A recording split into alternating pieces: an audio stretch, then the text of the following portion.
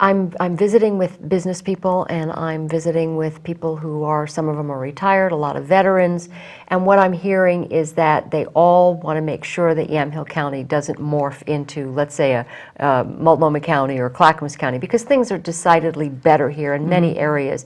In areas of liberty or property rights, we really do have the American dream going forward here. It's alive and well here. It's kind of on life support in the other counties around us. So what people are saying is they want to make sure that we stay. We're in good fiscal shape. A lot of the counties, even Polk County near us, is not in good shape financially. We are, because we've exercised financial restraint.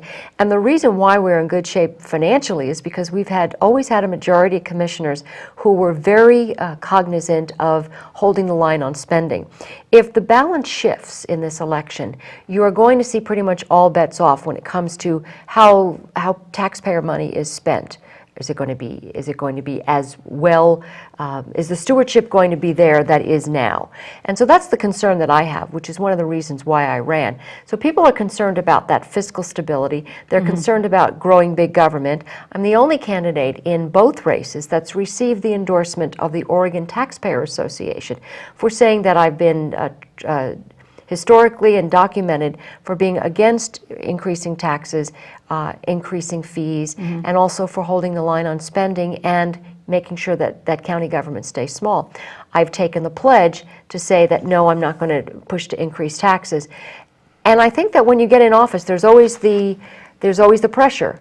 Oh, it's only a 2-cent tax. It's only $1 more. It's only 15 cents here. Oh, we've got 97 different taxes and fees that we as Americans pay. Do we really think that it doesn't add up? Is that right? Something along the lines of that. And so when you add it all up. So you're talking about federal government, Oregon government, state, county, city, all the fees, every tax on a phone bill, on a registration for your car, these types of things. That's an awful lot. So I was just asked recently by one particular industry here, would you agree to raise taxes for this, and this? And my answer is no. I think we've seen enough. People are weary of being asked for more. People who work in government or have worked in government don't have to worry about a recession or don't have to worry about losing their health insurance. They have good benefits, they have a steady paycheck that the taxpayers are footing the bill for, and they haven't had to weather the inconsistencies and the pressures of running a business. I've done that. And I think, as I've been saying throughout this campaign, I think we need to see more business people in government and less government in people's business. That's a good slogan. And I got that slogan, Representative Jim Widener, who I have great respect for because he's one of the good ones in Salem. He's our representative. He says that all the time because as a small businessman, he knows you just can't keep going to the taxpayers and asking for more money. And I think the only people who recognize that are people who don't already work in government. Yeah.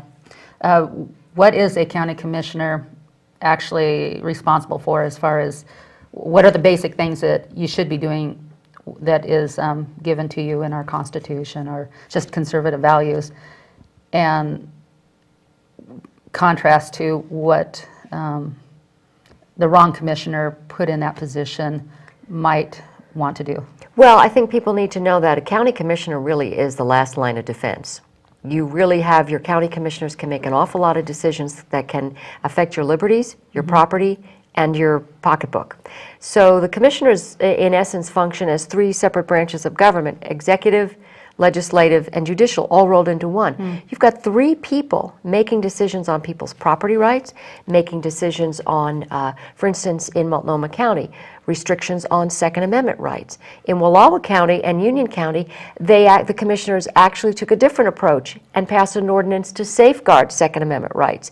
So it really does depend who your commissioners are, whether they're going to be safeguarding your liberties, whether they're going to be pushing to increase taxes, whether they're going to be protecting your property rights. So commissioners will adopt a budget, they will hold public hearings, they will rule on various property rights issues, and work out contracts. There's a variety of different things that the commissioners do. But we need to remember we have an administrative form of government, which means we have somebody, we have almost like a CEO and a COO running the county. So these are all, would be working together. Okay. And what are your issues then? The issues that are most important to me have to do with business and industry, with jobs. We can talk all day long about wanting compassionate programs for people, and this is all well and good. We do need to take care of the most vulnerable in our county. But without the workhorse, which is the business person, pulling the cart, nothing will get done. And instead of whipping that horse time after time after time, we need to nurture that horse and feed that horse instead of going after the business people. Yeah, it's really the church's job anyway to help the needy, not government's job. The church does a lot better job when the church actually does something, and so... But in this county, we have an amazing network of benevolent and faith organizations that work with government, that government could never, ever, ever look at what the faith-based organizations and the benevolent groups do, helping the Veterans Department at the county, working as an outreach. You know, I'm on the Women's Auxiliary of the VFW because my husband served and is also a member of the VFW in Newburgh. And what we see the different groups doing to help veterans is amazing. The county can't do it all. Government can't do it all. Government really needs to work hand in hand with the faith-based organizations, which is what's happening in our county to a large extent. Now, when you say work hand in hand, and because I trust the county commissioners that are, there right now, they don't overstep the bounds of putting government into the church, but when you say hand in hand, what does that mean? Where the government doesn't overstep its boundaries? What it means is that the county's resources are limited. So if you have, for instance, in my case, I'm a foster child mentor for a girl in Newburgh. Now government, DHS, Health and Human Services, all these different, the state, the county, can only do so much.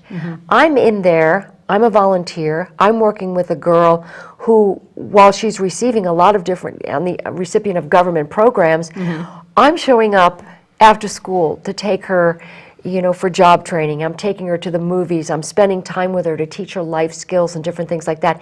That's not the role of government. Government can't do that. But the volunteers in our community can do it with food banks and dinners that they have at the churches to help people. Love Inc. There's just so many different groups that are helping other people, and that's what needs to happen. Yeah.